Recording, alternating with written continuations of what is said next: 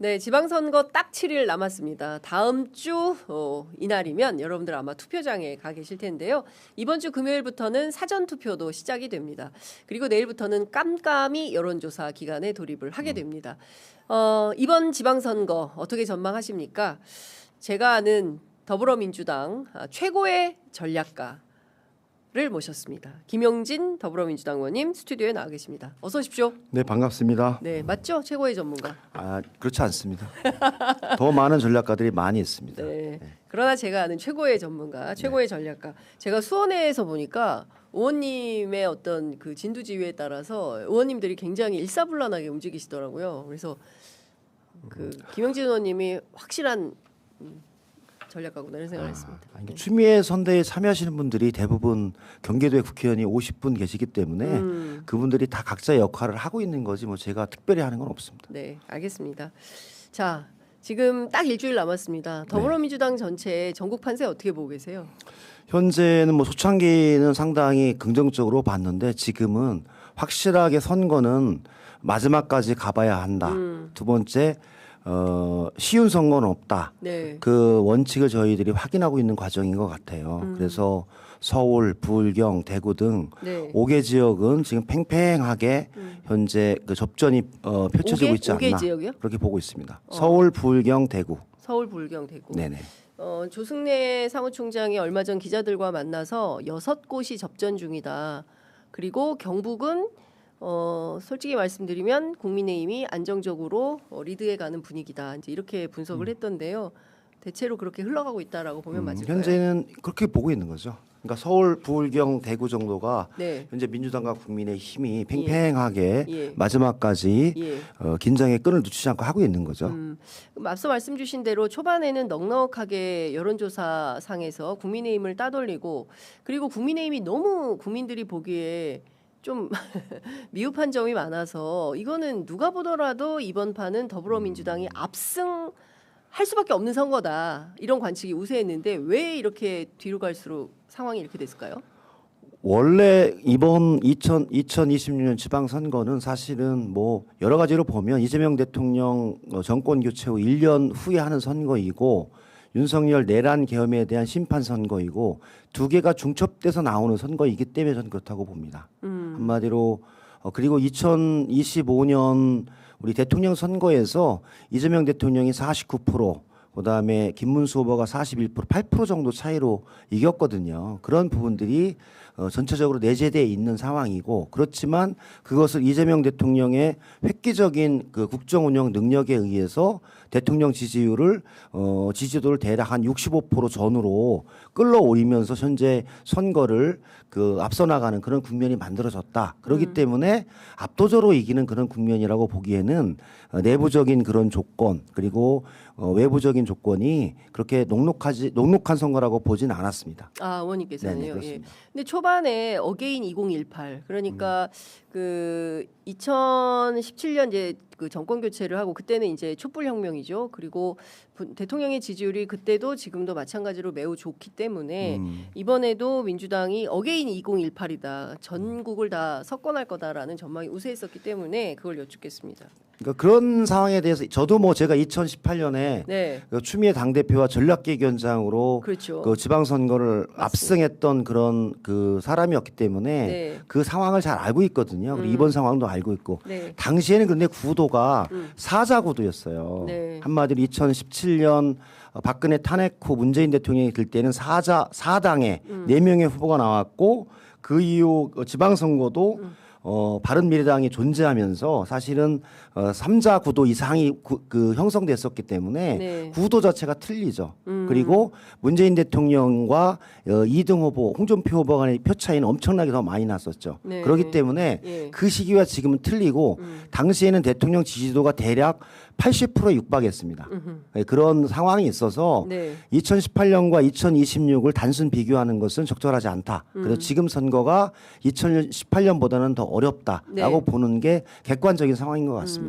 그러니까 의원님 말씀 주신 대로 이번 선거 출발은 내란 심판, 내란 청산 이게 굉장히 큰 슬로건이었는데 뒤로 가면서 그 구호가 좀 일부 좀 사그라들고 오히려 다른 변수들이 막 터져 나오면서 선거가 상당히 좀 어려워진 거 아니냐. 근데 객관적으로 보면 예. 대통령 선거는 1대1 구도화네요. 전국적으로. 그쵸. 예. 근데 지방 선거는 16개 후보들이 각 광역 단체와 225명의 기초 단체장, 그리고 3,000명 이상의 기초 광역 의원들이 하고 있기 때문에 네. 그런 구도가 아주 선명하게 드러날 수 없는 구도입니다. 한마디로 그 프레임 자체가 내란 네. 청산, 계엄 극복, 대한민국의 국가 정상화라고 하는 큰 방향으로 가고 있지만 네. 또 개별은 후보 간의 경쟁력의 차이 뭐 이런 부분들이 나타나기 때문에 예. 하나의 프레임으로 딱 가기엔 쉽지 않은 구도예요. 근데 크게 보면 민주당에서는 예. 내란 계엄에 의한 대한민국의 이 어지러진 상황에 대해서 네. 대한민국의 국가 정상화의 시스템을 확고히 하고 그리고 일 잘하는 지방 정부를 만들어서 이재명 정부가 앞으로 4년 동안 힘있게 일을 해나가면서 네. 대한민국의 AI 대도약과 도약 성장을 한번 만들어 주는데 국민 여러분이 한번 힘을 실어달라 네. 이렇게 말씀을 드린 거죠. 큰 방향에서 저는 가는데 내란 청산 이 문제와 더불어 대한민국의 국가 정상화와 이재명 정부의 성공을 위해서 국민들이 이번 지방선거에 같이 일하고 있는 광역단체들을 도와주셔서 수레바퀴가 잘 굴러갈수록 해달라. 이런 부분이 양축이 다 있다고 봐요. 네. 그리고 후보가 16명이기 때문에 네. 1대1 구도가 아니라서 단일한 이슈로 제가 보기엔 선거가 진행되는 거는 쉽지 않다. 그렇게 네. 보고 있는 거죠.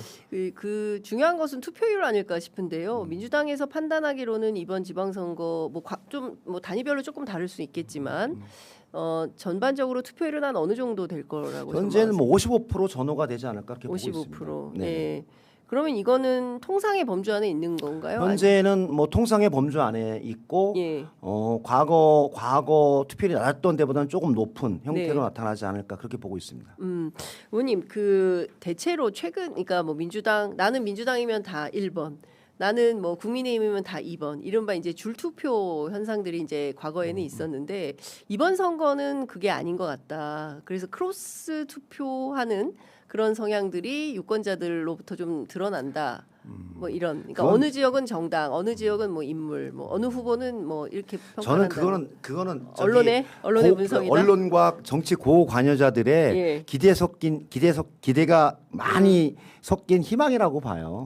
저는 그렇다고 보지 않아요. 아, 그럼 줄투표 이번에도 한다? 저는 줄투표가 아니라 예. 유권자들이 현명하게 판단을 하는 거죠.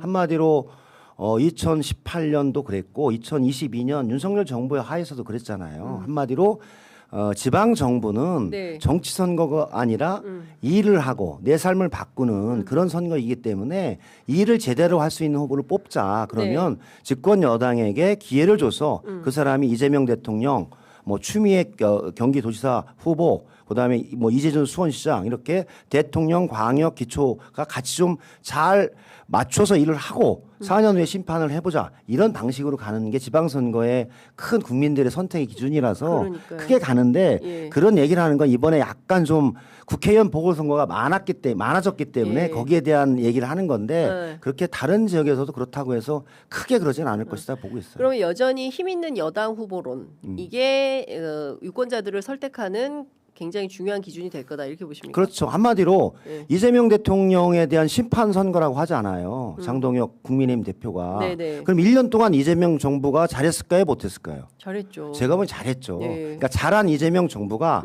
앞으로 더 잘하도록 정치적 힘과 역량이 힘있게 갈 수 있도록 한번 도와줘서 한번 일을 시켜보자. 그게 제가 보기에는 좀 더 강하게 나타나고 국민들도 그런 합리적인 선택을 한다라고 보는 거죠. 이번에 이제 투표장에 나가는 유권자들은 그런 마음으로 투표장에 많이 나갈 것이다라고 이제 민주당은 분석하고 있다라는 말씀이신데요. 그 결과 그렇게 보시는 게 언론에도 확인이 되는 것 같습니다. 한국일보하고 한국리서치가 지난 25일 공개한 지방선거 심층 기획조사 결과에 따르면 이번 선거는 비상계엄을 일으킨 정치 세력을 심판하는 선거다가 그렇죠. 56%, 그리고 반대로 이재명 정부 심판이다라는 것은 27%고 61%가 그러니까 공감하지 않는다라고 이제 답변을 한 건데요. 큰 틀에서 보면 민주당의 캠페인 전략이 먹히고 있다 이렇게 봐야 되겠네요. 아니, 큰 흐름에서는 제가 보기에는 2014년에 윤석열에 의해서 벌어진 내란 청산 네. 그리고 그것이 현재도 아직 윤 어게인 후보들을 계속 공천하고 있잖아요. 네. 한마디로 예. 이진숙, 김태규 네. 뭐 이런 사람들 공천하면 되겠어요? 제가 보기에는 아무리 거기가 공천만 하면 당선이 되는 대구 그다음에 울산이지만 그렇게 예. 공천하는 것은 전 유권자에 대한 기본적인 존중이 아니다 그런 생각이 들어요. 그래서 아직까지 그런 문제에 관해서 국민의힘 장동혁 대표가 좀 자유롭지 못하다 그런 생각이 드는 거죠. 그래서 아마 국민들에 의해서 그런 문제에 대해서 먼저 심판을 받지 않을까. 이재명 대통령을 심판하자라고 선거를 하는데 네. 제가 보기엔 이재명 대통령이 심판받을 요소는 제가 보기엔 많지 않아요. 주가도 2,500에서 8,000을 뚫었죠. 네. 그다음에 경제 성장률도 1, 4분기 1.4%로 역대급으로 가장 높았죠. 그다음에 수출도 과거에 비해서 높아졌죠. 여러 가지 그 경제 지표나 우리 삶의 자체가 조금 더 나아지고 있다는 징표들이 많이 있잖아요. 네. 그런데 뭘 심판하죠? 제가 보기에는 장동혁과 국민의 힘이 네. 과거의 그 계엄과 내란, 그다음에 잘못된 것에 대한 반성과 성찰이 없는 것에 대한 심판이 더 강하게 갈 것이다. 그렇게 봐요. 지금은 조금 더 야당이 제대로 국민의힘이 제대로 하라고 해서 지금 회초리를 들 때다 이렇게 보고 있는 거죠. 실제- 그 민심이 대구에서 김부겸 후보가 선방하고 있는 이유다 그렇게 보고 있습니다. 제가 대구에 갔더니 대구 시민들이 제일 먼저 바뀌어야 될 게 뭡니까라고 물었더니 국민의힘만 바꾸면 될 것 같다고 시민들도 이제 그런 말씀을 하시는데 딱 붙어 있긴 합니다. 지금 그 추경호 후보하고 이제 김부겸 후보가 딱 붙어 있는데 추경호 후보 같은 경우에는 2024년에 75.3%로 당선이 됐어요. 그러니까 국회의원 선거 당시에 압도적으로 당선이 됐는데 이번에도 또 그런 방식이 될지 어떻게 저는 선거 그렇게까지는 가지 않는다고 봐요. 한마디로 지금 이제 치열한 경합 중이잖아요. 김부겸 후보와 추경호 후보가 뭐 두 분 다 제가 보기에는 크게 약점이 있거나 강점이 있지는 않아요. 근데 추경호 후보는 사실 내란 시기에 원내대표를 맡으면서 내란 관련한 계엄 관련한 사안으로 기소돼서 재판을 받고 있는 그렇습니다. 그 문제에 관한 추경호 후보의 소명이 좀 분명할 필요가 있는 거고 저는 김부겸 총리는 사실은 소환이 됐죠. 마지막으로 한번 그 대구를 위해서 일해달라 네. 이렇게 그 대구 시민들에 의해서 소환이 된 상황이라서 저는 이번에 김부겸 후보를 대구시장으로 만들어주면 대구 발전에 획기적인 전기도 되죠. 네. 한마디 대구 신공항 문제를 국비 사업을 통해서 해결하고 로봇 산업 등 주요한 그 미래 산업들을 견인해내면서 중앙 정부의 도움을 받을 수 있는 네. 강력한 엔진이 되고 한 가지 더가 있어요. 만약에 앵커님, 네. 사회자님, 김부겸 대구시장이 당선이 되면 다음 김부겸 시장의 행보가 어떻게 될까요?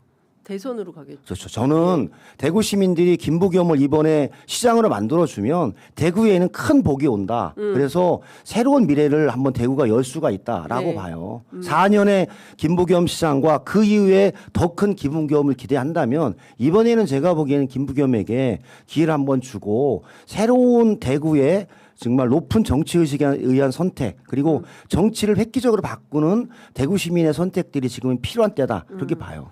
대구시장 이후에 다음 스텝은 김부겸과 대구에게 더 큰 희망과 미래를 주는 거 아닙니까?